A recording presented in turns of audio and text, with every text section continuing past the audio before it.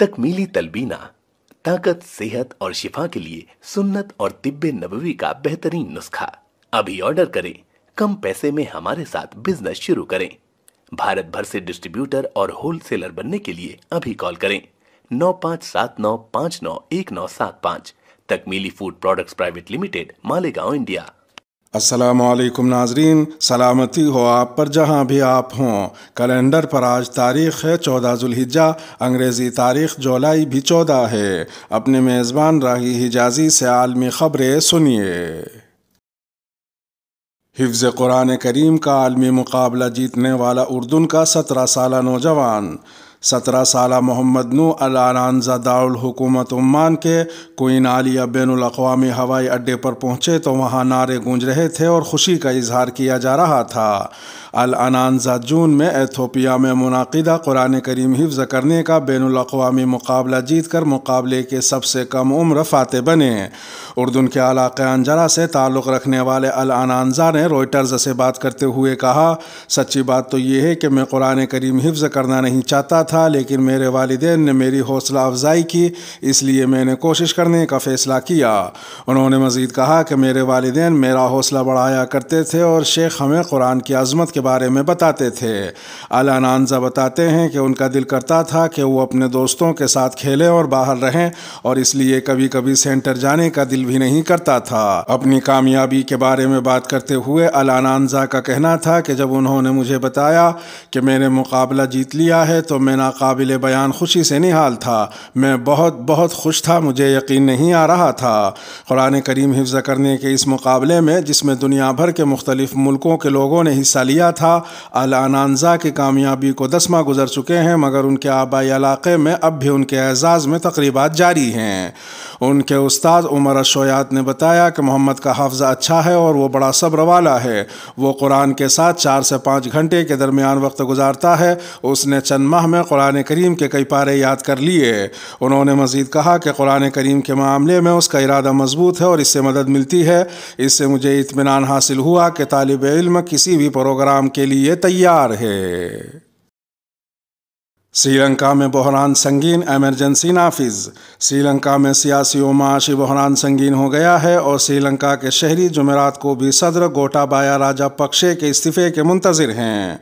श्रीलंका के सदर राजापक्षे ने मुतअद्दिद बार श्रीलंकन पार्लिमान के स्पीकर को यकीन दिलाया था कि वो बुध तक अपने ओहदे से इस्तीफ़ा दे देंगे, ताहम जुमेरात की सुबह तक उनका इस्तीफ़ा मौसूल नहीं हुआ और बुध को उन्होंने वज़ीर आज़म विक्रमासिंघे को उबूरी सदर बना दिया, जिसके बाद श्रीलंका के मगरबी हिस्से में पुरतशद्दुद एहतजाज का सिलसिला शुरू हो गया। विक्रमासिंघे ने मुश्तइल मुजाहिरीन के वज़ीर आज़म हाउस पर धावा बोलने के बाद मुल्क की फ़ौज को हुक्म दिया कि वो हालात पर काबू पाने के लिए तमाम ज़रूरी इक़दामात करे। इससे क़ब्ल वज़ीर आज़म के दफ्तर के तर्जमान के मुताबिक मुल्क में एमरजेंसी का निफाज करते हुए मगरबी सूबे में कर्फ्यू लगा दिया गया था।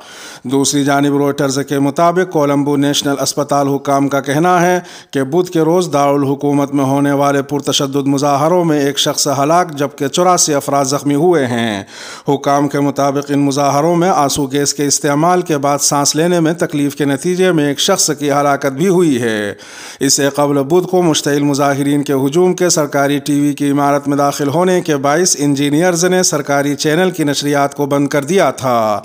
हालिया दिनों में तमाम तर ऐलानात श्रीलंकन पार्लियामेंट के स्पीकर या वज़ीर आज़म के दफ्तर की जानिब से सामने आए हैं। वाज़ेह रहे कि श्रीलंका में माशी बहरान पर शदीद मुज़ाहरों के सिलसिले के बाद बुध को श्रीलंका के सदर गोटाबाया राजापक्षे एक फ़ौजी तैयारे पर मुल्क से फ़रार हो गए थे। हाजियों की वापसी, हज टर्मिनल पर इमिग्रेशन के इजाफी काउंटर्स। सऊदी महकमा पासपोर्ट एंड इमिग्रेशन के डायरेक्टर जनरल ब्रिगेडियर सुलेमान अल याह्या का कहना है कि हुज्जाज की वतन वापसी के मरहले को आसान बनाने के लिए जद्दा के शाह अब्दुल अजीज़ हवाई अड्डे पर इमिग्रेशन का इजाफी अमला मुतय्यन कर दिया गया है। जनरल सुलेमान अल याह्या ने हुज्जाज की वापसी के हवाले से इमिग्रेशन मराहिल को मज़ीद बेहतर बनाने के लिए फौरी तौर पर इजाफी अमले और दरकार आलात हज टर्मिनल पर पहुँचाने की हिदायत की है। वाज़ेह रहे कि दुनिया भर से आने वाले हुज्जाज حجاج کرام کی واپسی کا عمل شروع ہو چکا ہے، جسے آفٹر حج آپریشن کہا جاتا ہے۔ حج کی واپسی کا عمل اگست کے وسط تک مکمل ہو جائے گا۔ امسال حجاج کی مجموعی تعداد 8,99,353 تھی، جن میں بیرون ملک سے 7,79,919 جبکہ اندرون ملک سے 1,19,434 افراد حج کے لیے پہنچے۔ سعودی عرب کے باہر سے آنے والے حجاج کرام کی اکثریت جدہ آئی تھی۔ وہ حجاج جو حج سے قبل مدینہ منورہ نہیں گئے تھے وہ اب مدینہ منورہ جائیں گے، جہاں وہ 8 روز قیام کرنے کے بعد مدینہ منورہ سے ہی واپس اپنے ملکوں کو روانہ ہو جائیں گے۔ خیال رہے کہ بری راستوں سے آنے والے حجاج کی واپسی کا عمل بھی شروع ہو چکا ہے۔ بری راستوں سے آنے والے بیشتر حجاج کرام عرب ریاستوں سے تعلق رکھتے ہیں۔ برطانوی فوج پر درجنوں افغان شہریوں کو ہلاک کرنے کا الزام۔ بی بی سی نے اپنے ایک پروگرام میں افغانستان میں برطانوی اسپیشل فورسز یعنی SAS کے ایک اسکواڈرن کے بارے میں جنگی جرائم کے انتہائی ہولناک انکشافات کیے ہیں، جبکہ برطانوی وزارت دفاع کا کہنا ہے کہ یہ الزامات بلا جواز نتائج کی بنیاد پر اخذ کیے گئے ہیں۔ بی بی سی کی رپورٹ میں کہا گیا ہے کہ SAS کی ایک یونٹ نے، جو کہ سن 2010 سے 2011 کے درمیان افغانستان میں تعینات تھی، 6 ماہ کے عرصے میں 54 افراد کو ہلاک کر دیا۔ یہ ہلاکتیں انسداد دہشت گردی کے نام پر کی گئی تھیں۔ برطانیہ کے خصوصی فورسز کے سابق سربراہ جنرل سر مارک اسمتھ کو ان ہلاکتوں کا علم تھا، لیکن انہوں نے انکوائری کمیٹی کو شواہد فراہم نہیں کیے۔ بی بی سی کی رپورٹ کے مطابق ای میلز سے یہ انکشاف ہوا ہے کہ SAS کے کئی اعلیٰ افسروں کو معلوم تھا کہ ممکنہ غیر قانونی قتل کے واقعات پر تشویش پائی جاتی ہے، لیکن وہ قانونی ذمہ داری کے باوجود فوجی پولیس کو شکوک و شبہات کی اطلاع دینے میں ناکام رہے۔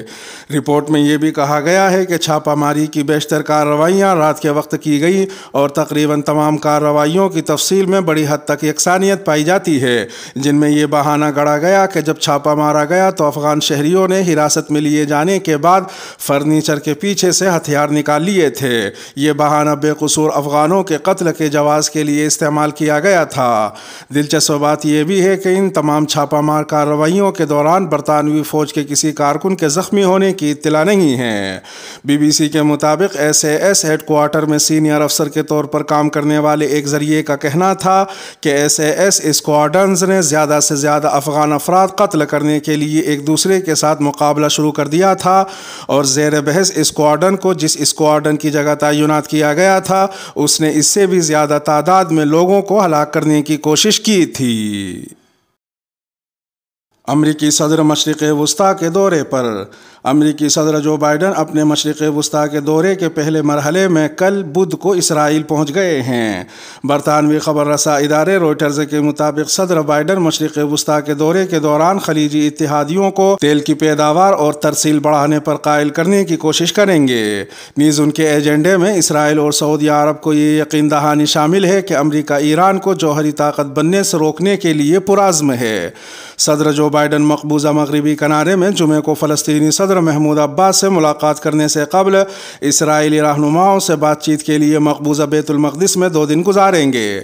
واضح رہے کہ کسی بھی امریکی صدر کا بیت المقدس کی حدود میں موجود فلسطینی اکثریت والے علاقے کا یہ پہلا دورہ ہوگا۔ بعد ازاں جو بائیڈن فلسطینی انتظامیہ کے صدر محمود عباس سے ملنے بیت اللہ میں جائیں گے۔ اس کے بعد وہ سعودی حکام کے ساتھ بات چیت اور خلیجی سربراہی اجلاس میں شرکت کے لیے جمعے کو اسرائیل سے براہ راست جدہ پہنچیں گے۔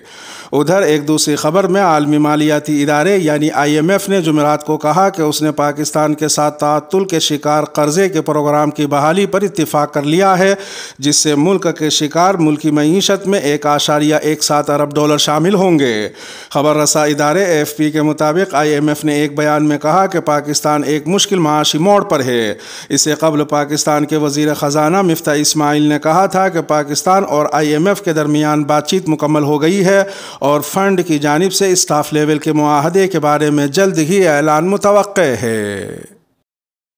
واٹس ایپ پر اب وائس نوٹ بھی اسٹیٹس پر لگایا جا سکے گا۔ میسیجنگ اپلیکیشن واٹس ایپ پر جلد ہی ایک ایسی اپڈیٹ آنے والی ہے جس میں یقینی طور پر صارفین کی خوب دلچسپی ہوگی۔ واٹس ایپ کی سرگرمیوں پر نظر رکھنے والی سائٹ ویب بیٹا انفو کی رپورٹ کے مطابق واٹس ایپ پر اب وائس نوٹ اسٹیٹس پر لگانے کی اجازت بھی ہوگی۔ اس سے قبل صارفین ویڈیوز اور تصاویر اسٹیٹس پر لگایا کرتے تھے، لیکن اب واٹس ایپ اپلیکیشن ایسا فیچر متعارف کرانے والی ہے جس سے وائس نوٹ بھی اسٹیٹس پر لگانا ممکن ہوگا۔ رپورٹ کے مطابق اسٹیٹس اپڈیٹ کے طور پر شیئر کیے گئے وائس نوٹ کو وائس اسٹیٹس کہا جا سکتا ہے۔ واٹس ایپ بیٹا انفو نے اس فیچر کا اسکرین شاٹ بھی شیئر کیا ہے جس میں اسٹیٹس پر وائس نوٹ سپورٹ کی فعالیت واضح کی گئی ہے۔ تصویر میں دیکھا جا سکتا ہے کہ اسٹیٹس ٹیب کے نیچے موجود نئے آئیکن کے ذریعے اسٹیٹس اپڈیٹ پر فوری طور پر وائس نوٹ بھیجا جا سکے گا۔ تاہم وائس نوٹ کے اسٹیٹس پر بھی پرائیویسی ہوگی، یعنی اسے صرف وہی لوگ سن سکیں گے جنہیں آپ سنانا چاہیں گے۔ واٹس ایپ نے فی الحال یہ اعلان نہیں کیا کہ صارفین اس فیچر کو باقاعدہ طور پر کب استعمال کر سکیں گے، تاہم اس فیچر پر کام شروع کر دیا گیا ہے۔ اس کے ساتھ ہی ویڈیو کا اختتام ہوا۔ چینل پر تازہ اپلوڈ کی جانے والی ویڈیو آپ کی اسکرین پر نمودار ہو رہی ہوں گی۔